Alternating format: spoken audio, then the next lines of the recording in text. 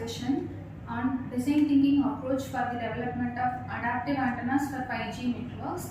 So we are going to discuss about the 5 stages of design thinking in this topic. So the main aim is to design the adaptive antenna which is scalable and adaptable for the growing demands of next generation wireless network. So we are going to discuss the 5 stages, that is empathy, define, ideate, prototype and testing of design thinking approach for this topic.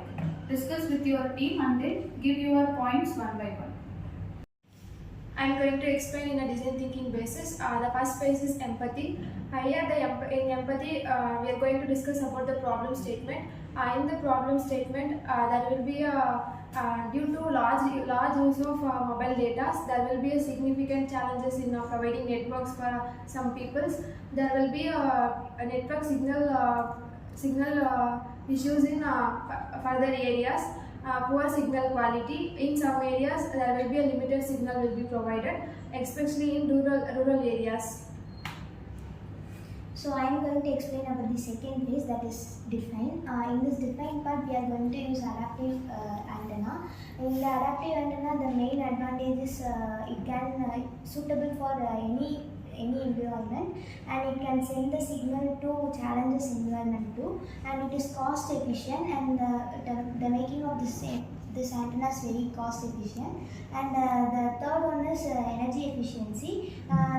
This antenna will send the data or signal when it is required and off the power when it is not required. So it is also use the energy in a sufficient way. The fourth advantage is it has very reduced interfaces, so it can be used in adaptive filters. So I am discussing about the ideate part. In adaptive antenna, we give the MIMO and beam forcing. The MIMO is multiple input and multiple output, which uses multiple antenna to transmit the data, in both a transmitter and the receiver, which increase the capacity and the data transfer efficiency. And the beam forcing is the which used to send the input for the specific user or the specific devices. So this technology is widely used in 4G and 4G Lite and 5G antennas.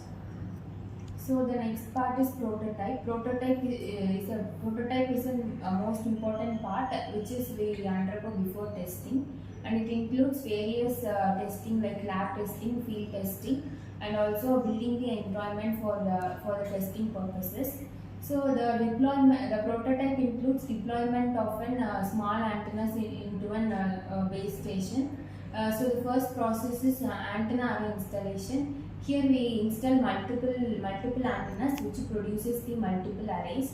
And next is signal processing algorithm. The signal processing algorithm is an algorithm which is used to maintain the perfect position for the beam reflection with the highest quality and interference. And the next is interference management. In interference management, the interference of various antennas can be managed by using algorithms, and the cancellation of an interference plays an important role in increasing the efficiency of the antenna circuit. After prototype, we go for the testing. On testing, we can encounter the factors like weather and interference management in the smart array antennas.